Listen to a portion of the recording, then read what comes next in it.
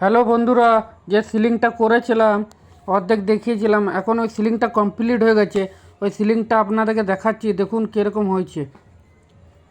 যদি ভাল লাগে তো অবশ্যই লাইক করবেন, শেয়ার করবেন, কমেন্ট করবেন।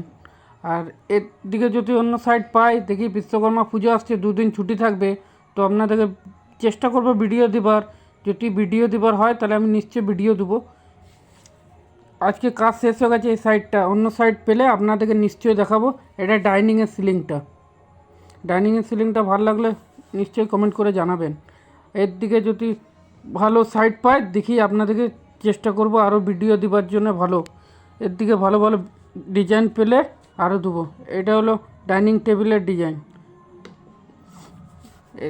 সাইড পেলে ভালো সাইড পেলে এর দিকে ডিজাইন ভালো ভালো এলে আপনাদেরকে নিশ্চয়ই ভিডিও করে দেখাবো।